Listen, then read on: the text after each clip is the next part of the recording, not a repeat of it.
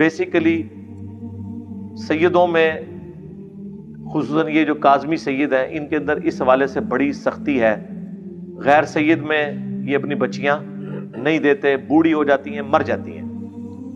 اور ایک روایت کا انہوں نے غلط مطلب نکال لیا ہوا ہے جو سنن ابن ماجہ میں حدیث ہے کہ اپنے کف میں شادی کرو، اپنے ہم پلہ میں. کف سے مراد وہ صرف اپنا خاندان لے لیتے ہیں، حالانکہ یہ ایک چھوٹا سا فیکٹر بھی نہیں، ایک چھوٹی سی آپ سمجھ لیں فیکٹری ہے، فیکٹر بھی نہیں. کف ہم پلہ سے مراد یہ ہے تعلیم میں ہم پلہ ہو، دولت میں ہم پلہ ہو، سٹیٹس میں ہم پلہ ہو. باقی ٹھیک ہے خاندان بھی ایک ہو بہتر ہے، عادتیں ملتی جلتی ہوتی. یہ نہیں ہے کہ رائیوں کو اٹھا کے تو گجروں میں جا کے پھینک دیں، ایک کنڈے کھاندہ رہے تو دوسری جڑی دودھ پیندی رہے، نہیں. اس میں چانس ہوتے ہیں کہ نبھے گی نہیں، اور پھر ایک دوسرے کو تان بھی دیا جاتا ہے خاندان کا. ٹھیک ہے نا، وہ کہیں گے جی گنڈے کھان والی قوم ہو گئے گا جی دودھ پینے والی قوم. اس لیے پریفر یہ ہے کہ اپنے خاندان میں ہی کریں. لیکن یہ چیز واجب نہیں ہے. نبی الاسلام کا یہ فرمان مشورے کے طور پر. خود نبی الاسلام نے اپنی 2 بیٹیاں بنو امیہ میں دی ہیں. ہاں قریش ضرور تھا لیکن بہرحال بنو ہاشم کے برابر تو نہیں تھا بنو امیہ. سیدنا عثمان رضی اللہ تعالیٰ عنہ. تو کف ہم پلہ سے مراد یہ ساری چیزیں. اور میں نے دیکھا ہے تعلیم ایک ایسا فیکٹر ہے کہ یہ سارے کے سارے فرق ختم کر دیتا ہے. 2 پڑھے لکھے مرد و عورت چاہے وہ کسی خاندان سے ہیں، ان کا سوچنے کا، سمجھنے کا، زندگی گزارنے کا لیول ایک ہو جاتا ہے تعلیم کی برکت سے.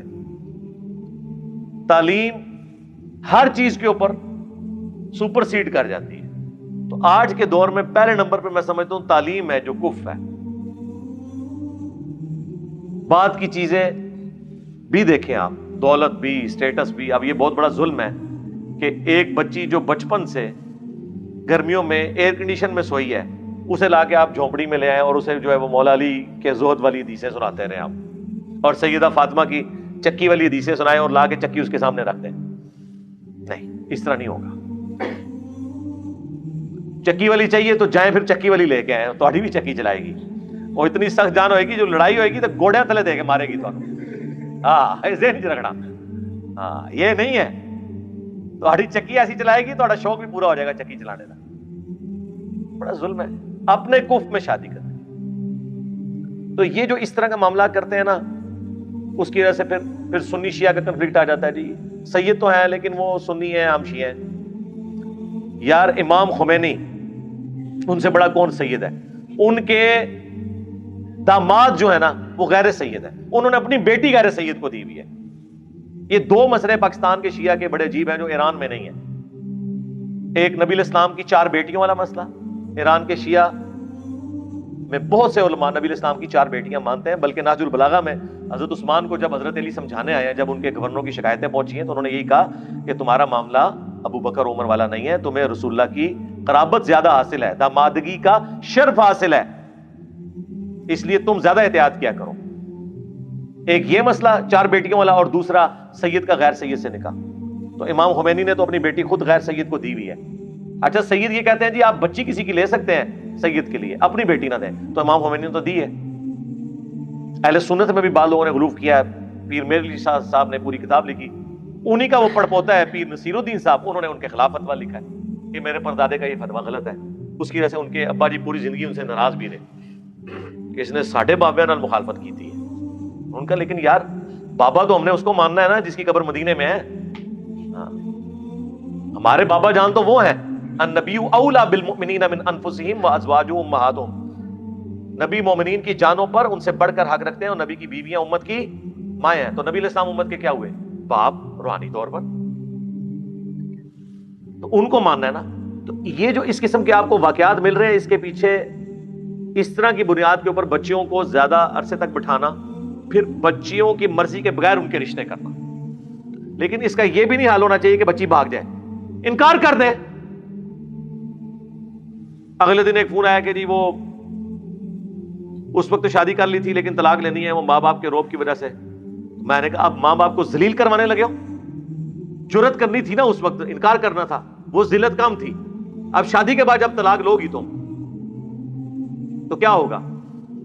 تمہاری دوبارہ شادی میں ایشو آ جائے گا, اور ماں باپ کی جو ذلت اور جو خرچہ ہوا پہلے, پھر اب آپ وہ جو جہیز دیا اور باقی ساری چیزیں وہ آپ کورٹ اور کچہری کے چکر کاٹتے رہو.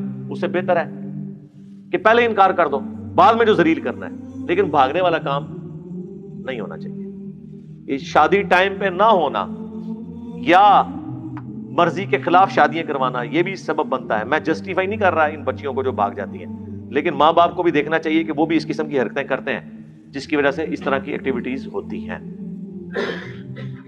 اور جب آپ کو نظر آئے نا ایسا ہونے لگا ہے, اس سے پہلے کہ یہ کام ڈل جائے, اگر وہ لڑکا ٹھیک ہے پھر ذات پات ان چیزوں کو فرق کو دیکھے بغیر چپ کر کے شادی کر لیں, اون کر لیں, عزت کے ساتھ پوری زندگی آپ کی بھی عزت کریں گے وہ. باقی انہوں نے تو اپنی مرضی کرنی ہے, نہ خود ذلیل ہوں نہ ان کو ذلیل کریں, آنکھیں بند کر لیں. میں نے تو سمجھدار ماں باپ دیکھے ہیں, وہ چپ کر کے یونیورسٹی میں اگر کوئی کسی کا ایسا معاملہ چلا ہے وہ کہتے ہیں ٹھیک ہے بیٹا تمہاری زندگی ہے گزارو, ہمیں کوئی اعتراض نہیں ہے. پوری زندگی ایسی بہویں بھی عزت کرتی ہیں, ایسے بیٹے بھی عزت کرتے ہیں اپنے ماں باپ کی.